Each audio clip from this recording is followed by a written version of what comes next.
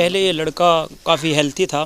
गाँव में लगभग 18-19 साल के आसपास इसकी अच्छा स्वास्थ्य था, लेकिन कई बार परिवार के बीच में ऐसी परिस्थितियां पैदा हुई, जैसे इनके पिताजी काफ़ी ड्रिंक किया करते थे।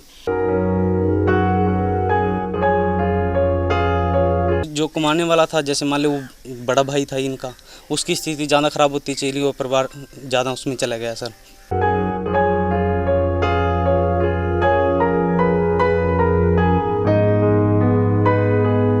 सबसे पहले तो मैं आप मीडिया का और जो संस्था वाले हैं उनको बहुत बहुत धन्यवाद करता हूँ।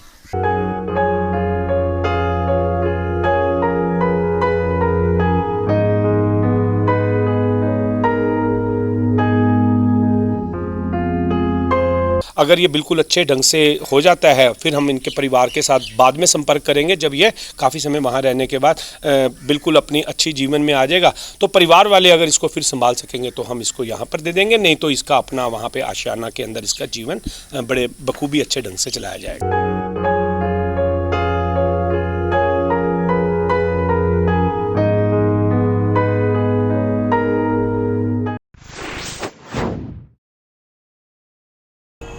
अंबाला के नारायणगढ़ तहसील के फतेहपुर गांव का एक परिवार पिछले 1 दशक से नरकीय जीवन जीने को मजबूर है। परिवार में एक बुजुर्ग महिला है जिसकी दिमागी हालत ठीक नहीं है।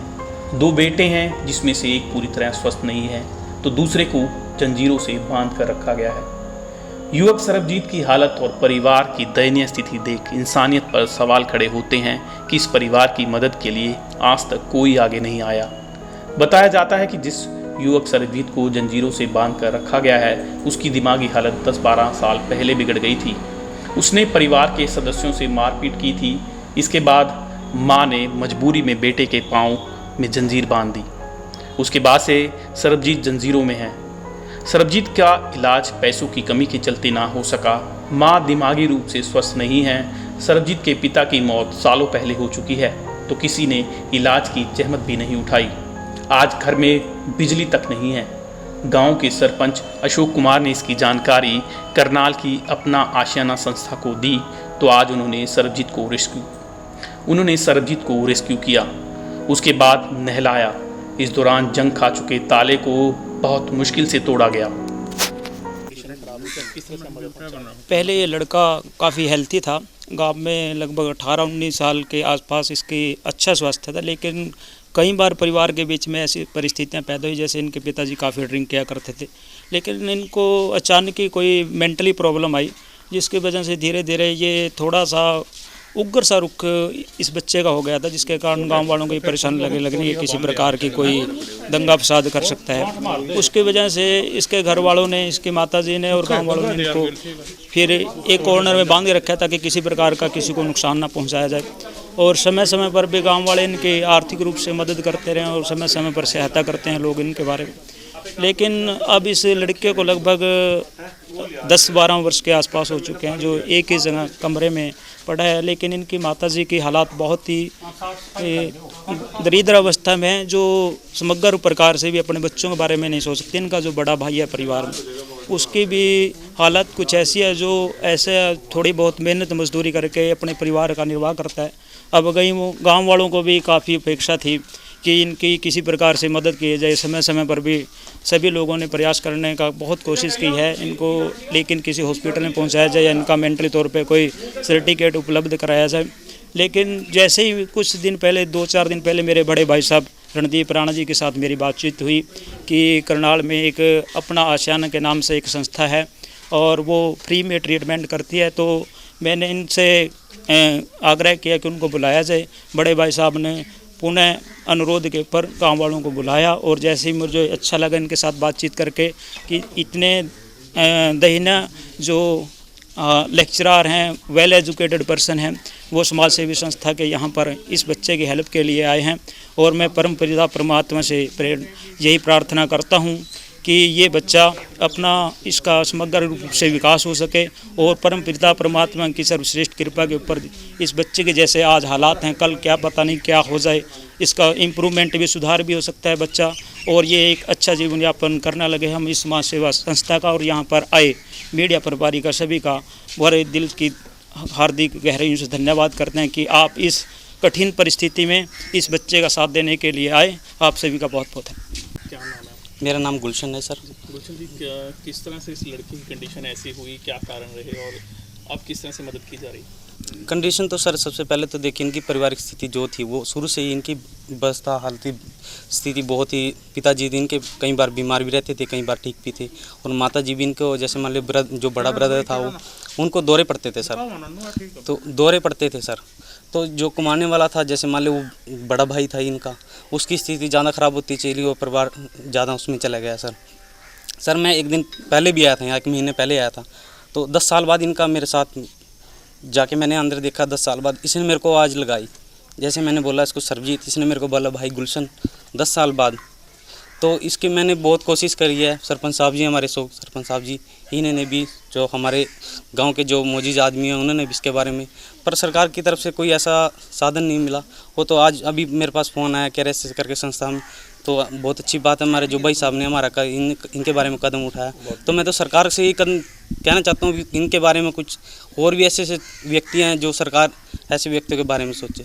सबसे पहले तो मैं आप मीडिया का और जो संस्था वाले हैं इनको बहुत बहुत धन्यवाद करता हूँ। रेस्क्यू के दौरान सरबजीत की मां पूरे माजरे को देखती रही, मानो उसे कुछ पता ही ना हो कि यह क्या चल रहा है। हमने दिमागी सुध-बुध खो चुकी बुजुर्ग से बात भी की, जिसने बताया कि उसने अपने बेटे को जंजीर से बांधा था, लेकिन अब वो चाहती है कि उसका बेटा ठीक हो जाए।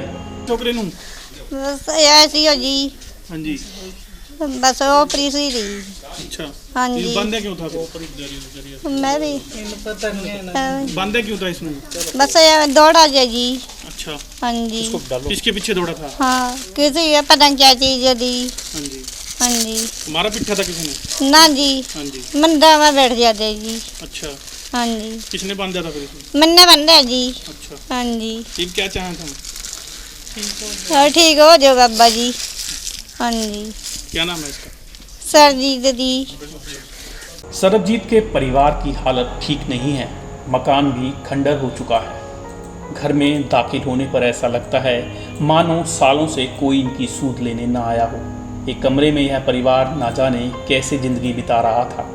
इसी कमरे में सरबजीत को जंजीरें डाली गई थी और वहीं मलमूत्र वो कर रहा था, जिसे शायद कभी साफ भी ना किया गया हो। कमरे में खड़ा होना मुश्किल हो रहा था, लेकिन करनाल की अपना आशियाना संस्था ने इंसानियत की मिसाल देते हुए युवक को जंजीरों से आज़ाद करवाया, नर्क के जीवन से आज़ादी दिलवाई और सरबजीत को सालों बाद नहला उसे बाहर की दुनिया दिखाई। फिलहाल अपना आशियाना की टीम सरबजीत को रेस्क्यू कर साथ ले गई और वायदा किया कि जल्द सरबजीत को स्वस्थ कर घर भेजेगी। फतेहपुर के अंदर जो रणदीप सिंह जी हैं, इन्होंने रणदीप सिंह राणा जी हैं, इन्होंने वो वीडियो देखी तो इनके मन में भी एक ख्याल उत्पन्न हुआ कि ऐसे मेरे गांव के अंदर भी एक ऐसा व्यक्ति रह रहा है जो बहुत ही कष्ट में जीवन है, जिसका बहुत दुख तकलीफ में रह रहा है। तो उन्होंने फिर आगे सरपंच साहब श्री अशोक कुमार जी से भी बात करी, तो इन दोनों भाइयों ने अपने मन के अंदर बीड़ा उठाया। अभी ब्लॉक समिति के जो भाई साहब आए हैं, जिन्होंने अभी कहा कि मैंने अपनी तरफ से प्रयास किया। देखिए, हमारा प्रयास जो है वो मानवता के प्रति समर्पित भावना से होकर किया जाता है। अब हम इसको यहाँ से रेस्क्यू करेंगे। जैसे इसकी माताजी हैं, अभी हमारे को इन भाई साहब ने बताया कि वो इसकी कोई भी हेल्प नहीं कर पा रहे थे, और हमने यहाँ आकर देखा भी है कि वो व्यक्ति इतने सालों से, जिसके इतने बड़े बड़े बाल हुए पड़े हुए हैं, इतने बड़ी बुरी हालत हुई पड़ी है, और उस कमरे के अंदर अगर हम खड़े हुए तो नेचुरली बात है वो मलमूत्र उसने बीच में किया हुआ है, और वो हाइपर है या मेंटली डिस्टर्ब है या उसके क्या हालात रहे हैं, ये तो उसकी माताजी जैसे उसकी हेल्प नहीं कर पा रहे थे। उन्होंने अपना एक बड़ा ईजी सा फार्मूला देखा कि ये बच्चा अगर नॉटीनेस कर रहा है या बच्चा मेंटली डिस्टर्ब है, इनको परेशान कर रहा है, या माता ने आगे अपनी दिहाड़ी पे मजदूरी करने जाना हो तो वो रखवाली कैसे रख पाएगी। वो बच्चे को उन्होंने संगल के साथ लॉक करके उसको मंजी के साथ खूंटे के साथ बांध रखा है। तो इसकी दयनीय अवस्था देखकर गांव वालों से तो रहा नहीं गया। आफ्टर ऑल एक कहते हैं हर मुसीबत का किसी ना किसी दिन तो अंत आना ही होता है, तो ये मुसीबत थी इनके ऊपर, और हमारे माध्यम से भगवान जी ने देखो इन सेवादारों को मन के अंदर एक अच्छा विचार डाला। उन्होंने हमारे साथ संपर्क किया। अच्छी जगह देखने चले जाओ तो अच्छी राह मिल जाती है, तो उनको अच्छी राह मिली। रेस्क्यू करने के बाद किस तरह से इसको देखभाल किस तरह से करें? अब इसको हम वहां पर लेके जाएंगे जी। सबसे पहले इसको नहला धुलाकर साफ सुथरा किया जाएगा, और इसके जितने भी हम देखेंगे जख्म वगैरह हैं तो उन जख्मों के ऊपर भी मरहम पट्टी की जाएगी, इसके बाल काटे जाएंगे, नाखून काटे जाएंगे, एक मानवीय आप और मेरे जैसा इसको सुंदर रूप दिया जाएगा। उसके बाद आरामदायक इसको बिस्तर मिलते हैं। उसके बाद हम साइकेट्रिक की हेल्प से, जो साइकेट्रिक डॉक्टर है हमारे पास, डॉक्टर सद्भावना हॉस्पिटल से हमारे डॉक्टर सुरेश कुमार जी हैं, MBBS MS हैं, MD हैं, तो उनसे हम कंसल्ट करते हैं। वो जो भी मेडिसिन प्रेस्क्राइब करेंगे वो मेडिसिन हम इनको प्रोवाइड करेंगे और हमारी एक भावना रहेगी कि ये बच्चा शीघ्र अतिशीघ्र एक अच्छे मानवीय जीवन में आए।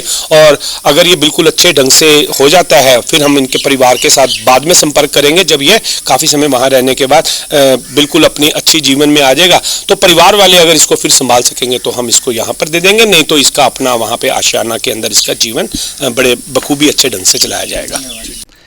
इस समय हम मौजूद हैं अम्बाला की तहसील नारायणगढ़ के गांव फतेहपुर में, जहां सरबजीत को अभी करनाल से आई अपना आशियाना टीम के सदस्यों ने रेस्क्यू किया है। सरबजीत की हालत पिछले 12 साल से काफ़ी दयनीय थी और उसे उसके परिवार वालों ने जो जंजीर के साथ एक कमरे में जकड़ के रखा हुआ था, क्योंकि बताया जा रहा है, ग्रामीणों ने बताया कि जो सरबजीत की हालत थी वो दिमागी तौर पर आज से करीब 10-12 साल पहले ख़राब हुई थी, लेकिन परिवार की जो हालत थी बहुत ही दयनीय थी, जो आर्थिक तौर पर बहुत परिवार कमज़ोर था। सरबजीत के पिता की मृत्यु हो चुकी थी, उसके बाद परिवार में केवल माता और एक सरबजीत का बड़ा भाई बचा था। भाई की भी तबीयत बहुत ज़्यादा अच्छी नहीं है, तंदुरुस्त नहीं है। सरपंच साहब ने बताया कि जो सरबजीत का भाई है उसको मिर्गी के दौरे पड़ते हैं और जो माता है वो भी कहीं ना कहीं जो मेंटली तौर पर पूरी तरह ठीक नहीं है। आज अम्बाला से जब अम्बाला न्यूज़ अपडेट्स की टीम को पता चला कि करनाल से जो टीम अपना आशियाना की यहाँ फतेहपुर पहुँच रही है सरबजीत को रेस्क्यू करने के लिए, तो हम भी यहाँ पर पहुँचे और यहाँ टीम के साथ मदद की, उनके साथ बातचीत की।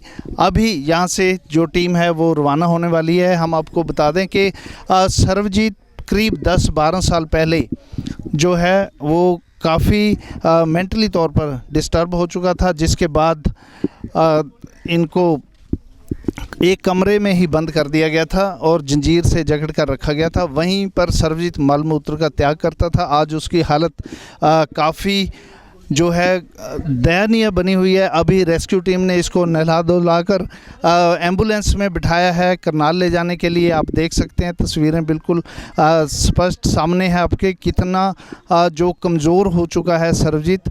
ग्रामीण बता रहे हैं कि सरबजीत की काफ़ी अच्छी जो हालत थी, सेहत भी काफ़ी अच्छी थी, लेकिन आज इसकी जो स्थिति है बहुत कमज़ोर हो चुकी है। और ये सरबजीत को अभी रेस्क्यू टीम के सदस्यों ने यहाँ पर जंजीर का जो ताला था वो जाम हो चुका था, उसे तोड़कर वहाँ से निकाला है और नहला धुलाकर इसको एम्बुलेंस में बिठाया है।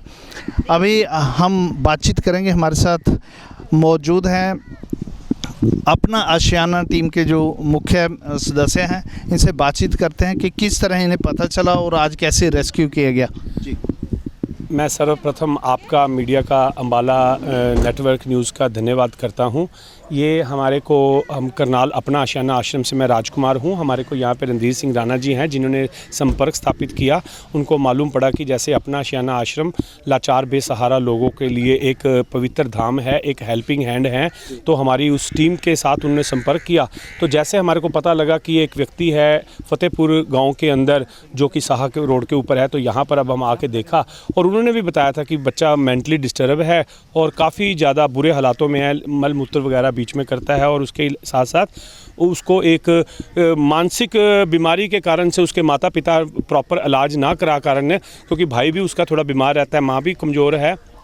गरीबी की हालत में उनसे एक ही अल्टरनेट बना, उन्होंने उसको बंद कमरे के अंदर एक जंजीर के साथ जकड़ के, और वो खुद चाहे दिहाड़ी मजदूरी के लिए या कैसे भी उसको बाहर जाना पड़ता था, तो वो बच्चा घर के अंदर ही रहता था। तो यहाँ पर जैसे अशोक जी हैं और हमारे रणजीत सिंह जी हैं, जिन्होंने राणा साहब ने, उनको ये बात का जब पता लगा, तो देखो एक दुख है, दुख का अंत तो कभी ना कभी भगवान जी करते हैं, वाहिगुरु जी करते हैं, तो उन्होंने उस दुख का अंत करना था, तो आज उस बच्चे को उन्होंने हमारे को सुपुर्द किया है। अब हम अपना आशियाना आश्रम से आए हैं और उसको नहला धुला के अभी साफ़ किया है, मलमूत्र साफ़ कर दिया है। अब हम उसको अपना आशियाना ले जाएंगे और जैसे उसका भरपूर इलाज बन पाएगा, जो न्यूट्रिशियस डाइट बन पाएगी, जो भी उसको दूध वगैरह और जो डॉक्टरी हेल्प चाहिए होगी वो हम सब प्रदान करेंगे। जी, तो सर्वजीत की हालत जो आपने देखी वो काफ़ी दयनीय बनी हुई थी। आज टीम ने रेस्क्यू किया और सर्वजीत के अगर मैं घर की बात करूं, घर के हालात भी कुछ ज़्यादा अच्छे नहीं हैं। इस सामने सर्वजीत का घर है जहां से अभी टीम ने रेस्क्यू किया है। घर की हालत से ही आप अंदाज़ा लगा सकते हैं कि परिवार किन परिस्थितियों से गुजर रहा था। सामने जो कमरा है उसमें सर्वजीत को रखा गया था और वहीं पर एक खाट पर उसे जंजीर के साथ जकड़ा हुआ था।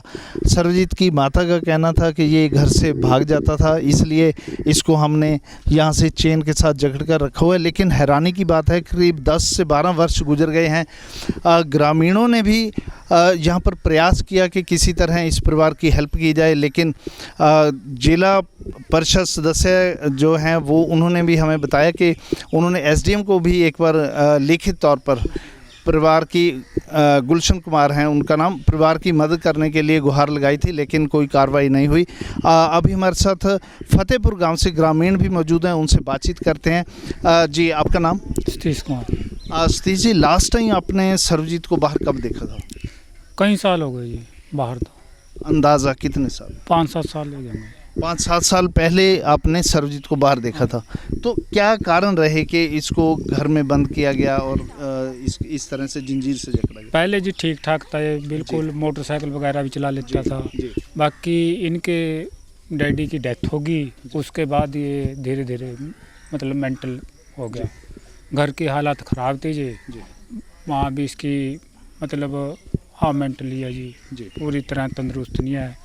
भाई बड़ा इसका वो भी बीमार है, उसको भी दौरे दूरे पड़ते हैं, बस इसलिए इन्होंने इधर उधर जाने से बचाव के लिए इसको जंजीर से बांध दिया। हाँ जी। तो सुना आपने, ग्रामीणों ने भी बताया कि जो हालात कुछ इस तरह के थे कि इनके जो सर्वजीत के माता थे उन्होंने इसको इधर उधर जाने से रोकने के लिए जंजीर से बांध रखा था, लेकिन अंदर ही मालमूत्र का त्याग होने के कारण या फिर घर में बिजली की व्यवस्था भी नहीं है, जिसके कारण बहुत ज़्यादा एक जो है असहनीय पीड़ा के साथ जो सर्वजीत था वो एक कमरे में ही अपना जीवन यापन कर रहा था। लेकिन जैसे ही अपना आशियाना टीम के सदस्यों को पता चला तो उन्होंने गांव में संपर्क किया। सरपंच के साथ संपर्क करने के बाद उन्होंने सर्वजीत को आज रेस्क्यू किया। यदि आप भी, आपके क्षेत्र में भी कोई ऐसा व्यक्ति है जिसको आप रेस्क्यू करवाना चाहते हैं या जिसकी मदद करना चाहते हैं, जो मेंटली तौर पर डिस्टर्ब है या जिसका सहारा कोई नहीं है, तो आप अपना आशियाना से संपर्क कर सकते हैं या फिर हमारे चैनल के माध्यम से आप हम तक जानकारी पहुंचा सकते हैं, ताकि हम आपकी आवाज़ अपना आशियाना के सदस्यों तक पहुंचा सकें।